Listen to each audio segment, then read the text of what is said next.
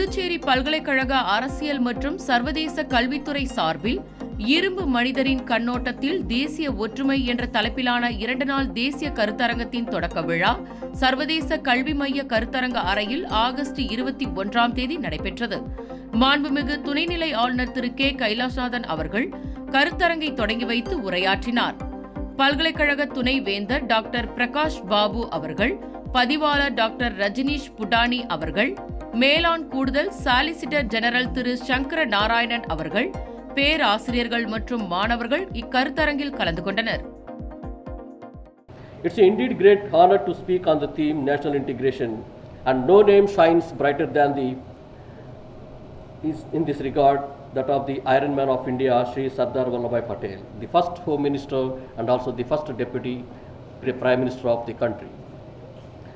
It's an historical context that I think my earlier speakers definitely really covered much of the information.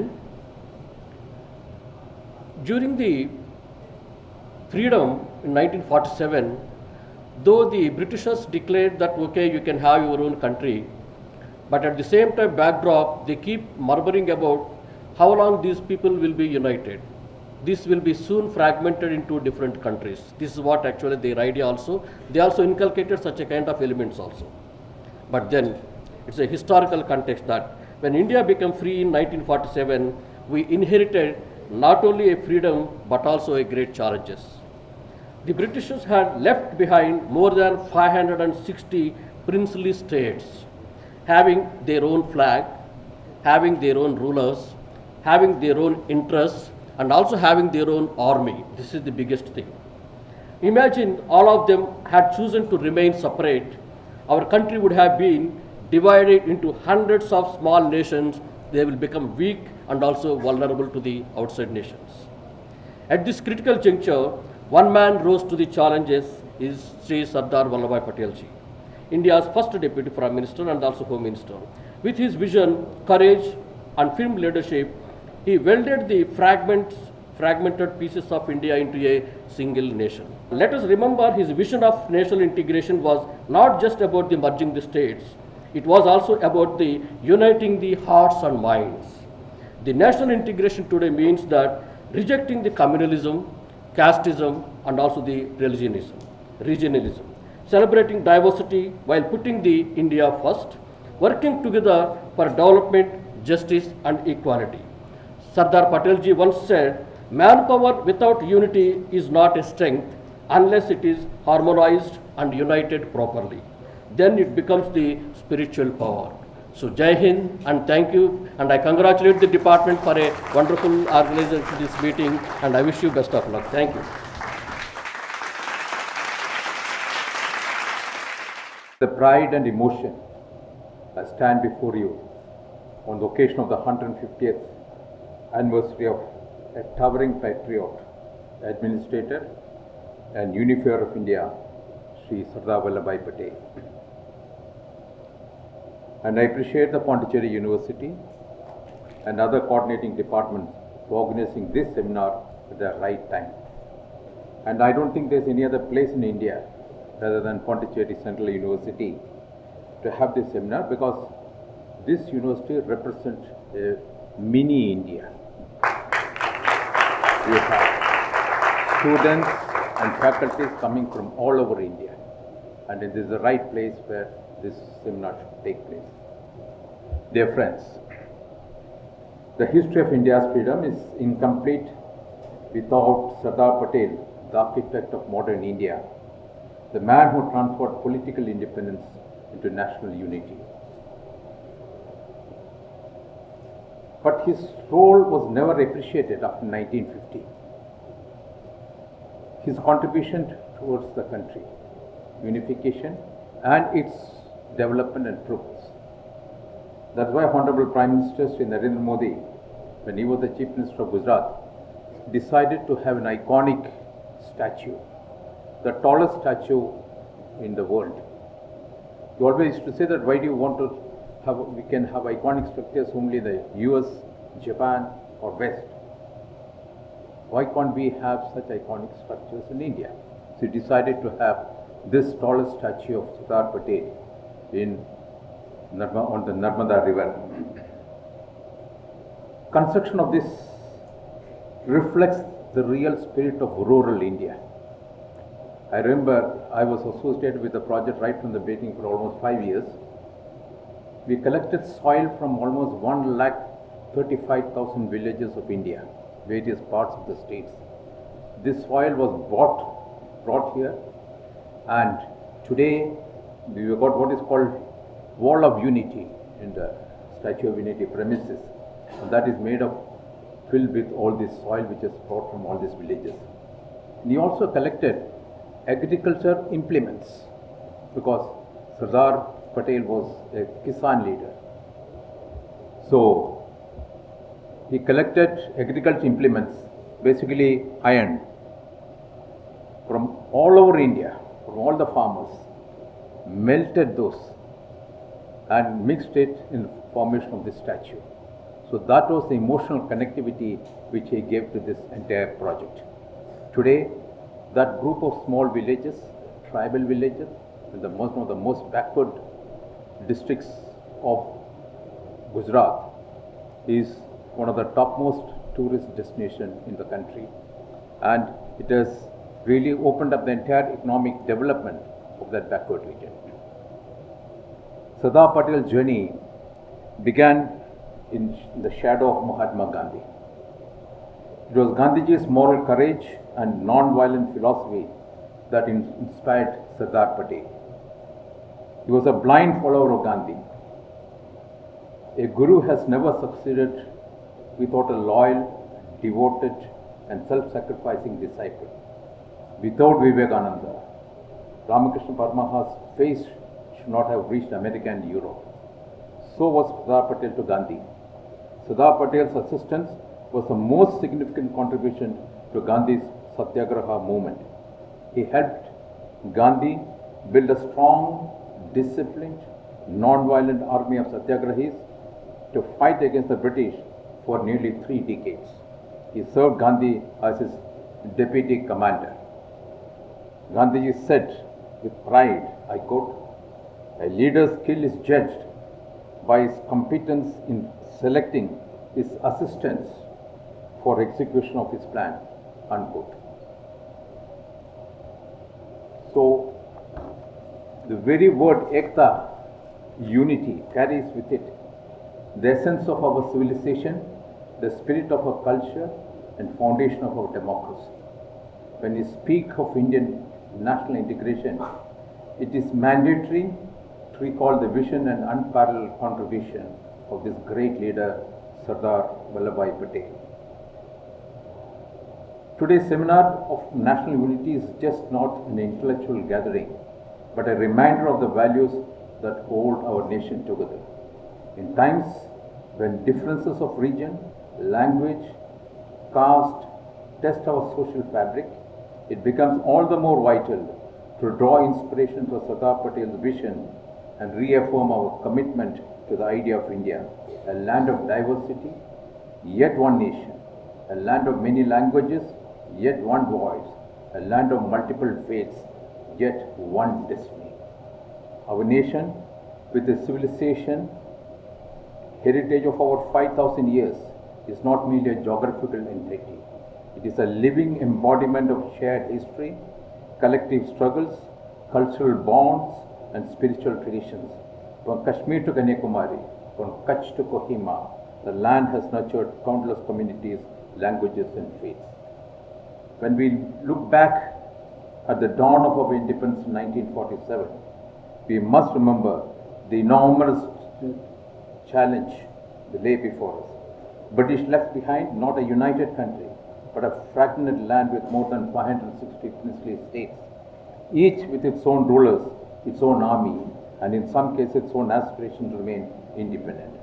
Had these states not been integrated with the Indian Union, a map of India would have looked like a patchwork or quilt, vulnerable to foreign interference and internal chaos. It was Sardar Patel, with his firmness, foresight, and unshakable commitment, who persuaded, negotiated where necessary, acted decisively to ensure that all these states become part of one India. with the support of Sri V.P. Menon, who drafted the instrument of accession through which the princely state joined the Union. Think of it, friends. Less than 2 years, this Iron Man brought together scattered subcontinent into United Nation, which is almost 79 years old now. Hyderabad, Junagadh, Kashmir and many other states posed haunting challenges. Yet, Patel handled them with diplomacy and steel. His towering contribution earned him the title of Unifier of India. He averted the disastrous design of Pakistan to create more pockets of Pakistan in the new country. If a free hand would have been given to Sardar Patel, I don't think the Kashmir problem would have existed in India today. Similarly, one should also remember the sacrifices made by the princely states who have agreed to be a part of the big India. And that's why the Honorable Prime Minister decided that in the Statue of Unity campus, there has to be a big museum where all the princely states who contributed for this country should be depicted. And we are collecting all the documents of accession from these princely states so that they are also being honored for making this great country. Sardar Patel believed in uniformity, never believed in uniformity but believed in unity. The idea of India was not about one culture dominating others, but about every culture enriching the national tapestry. He envisioned an India where Tamilians could feel as proud as Punjab culture as of their own, where a Gujarati could sing Bengali songs with the same affection as his native Garba, where a Kashmiri faith and tradition would be as cherished as those of Rajasthani or Maharashtrian. The vision of Ek Bharat, Shrestha Bharat, was his dream, a nation that draws strength from its diversity and pride. And this theme of Ek Bharat and Shrestha Bharat is taking this country forward now. Today, we live in a free India, united politically, but the challenge of emotional unity, the unity of hearts and minds, is ongoing religious regionalism, linguistic divisions, casteism, communalism are dangers that can fragment our national spirit. If we are not vigilant, let us remember Patel's warning. I quote, "Every citizen of India must remember that he is an Indian and he has every right in this country, but with certain duties." These words resonate deeply. Rights are essential, but duties to preserve the unity are equally vital.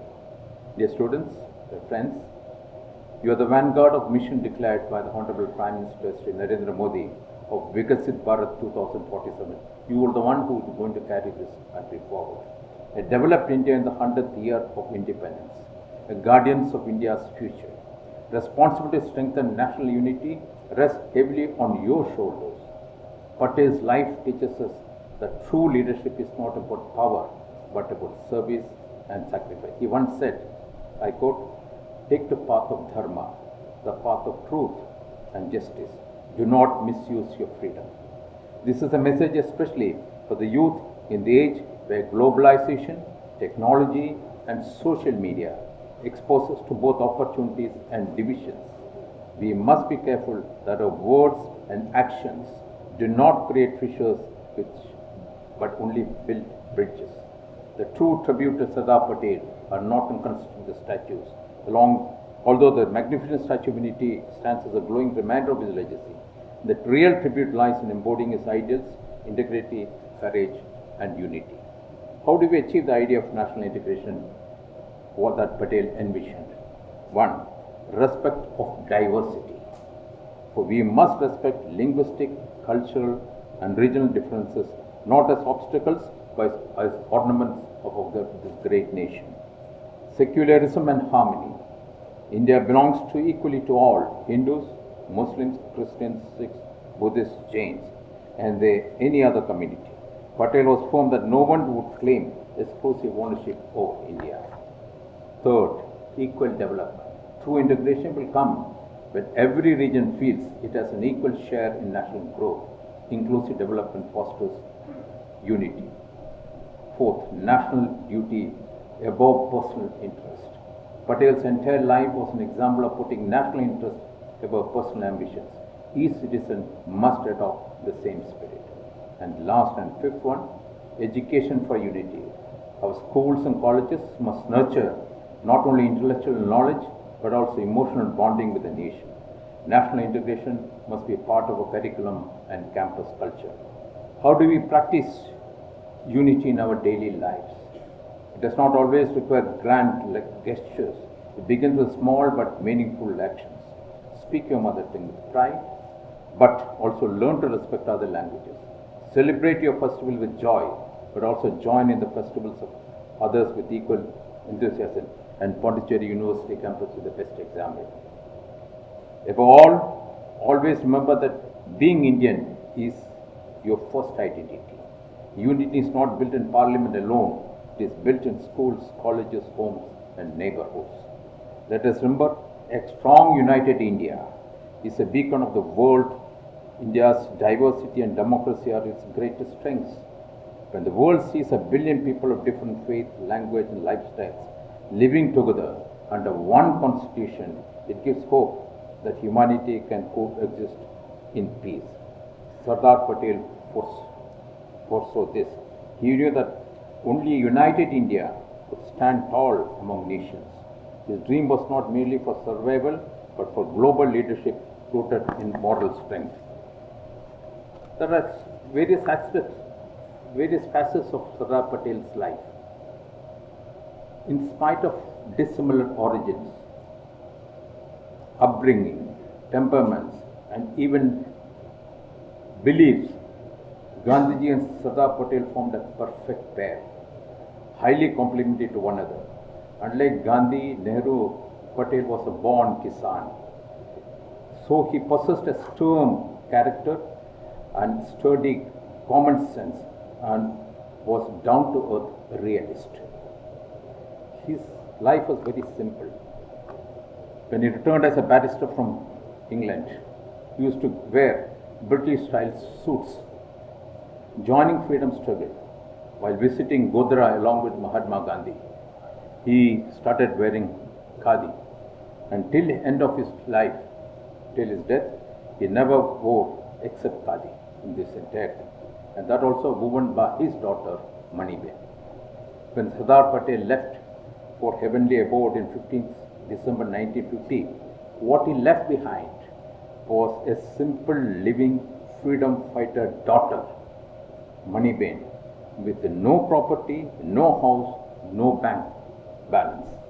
And for 40 years, Maniben, after his death, she lived in various houses of relatives. That is what Sardar Patel was for us. Yet, you think Sardar Patel was also a profound social reformer. Many of us, we don't know. Because he was the president of the Ahmedabad municipality, of which I had the opportunity to work as 3 years as municipal commissioner. In those days, I am talking about 100 years before, he had a town planning scheme for the entire city of Ahmedabad. And even today, that plan is continued, and the entire development of Ahmedabad city is in a very planned way. That was his vision. I remember that you moved a resolution in the Ahmedabad municipality, that there should be provision for women to become women councillors in the municipality. I am talking about 1917, 100 years down the line. Today we have got reservation in the political field for women in all the areas. He advocated participation of women in public life. He saw an efficient and disabled civil service, and this is another contribution of his. He saw that an efficient, disciplined civil service was essential for a sound democratic administration. So he formed Indian Administrative Service. Not only that, the old ICS, Indian Civil Service, he integrated them because they have worked under the British. They integrated them to the new India. So his decision of unwavering vision and ability to build bridges with those who previously served with British, Sardar Patel established a framework for the modern India administrative services. As Deputy Prime Minister, many of us we don't realize, he had a major role in planning various irrigation projects in India, including big dams. He was very keen in developing defense production right at that time, along with the big industrial projects. He contributed to agricultural research, dairy industry, which were totally unnoticed. My heart is filled, friends, with gratitude to Sardar Vallabhbhai Patel. Think for a moment. If Patel had not been there at that crucial juncture, what would have been our fate as a country? Would we even be sitting here together as one people under one flag? It is because of his iron resolve that we salute our tricolor Tiranga, sing one anthem, Jana Gana Mana, and pledge faithfulness to one constitution. Friends, as we deliberate in this seminar on national unity, let us resolve the vision of the Iron Man of India will continue to guide us. Unity is just not political, it's also social and economic. A nation where no one is left behind, where every hand has worked and every heart has hope. That is the India Patel dreamed of. In Patel's words, I quote, "My only desire is that India should be a good producer and no one should be hungry, shedding tears for food in this country," unquote. I call upon each one of you, teachers, students, policymakers and citizens, let us be worthy inheritors of Patel's legacy. Let us build an India that stands united and glorious in destiny. India belongs to all, and all belongs to India. This is the essence of Rashtriya Ekata. On this sacred occasion of Rashtriya Ekata, let us bow our heads in reverence to Sardar Vallabhbhai Patel, the unifier of India, and let us use in determination to uphold his dream of united, integrated, invincible India. Ek Bharat, Shresth Bharat, one India, a great India. Thank you. Jai Hind.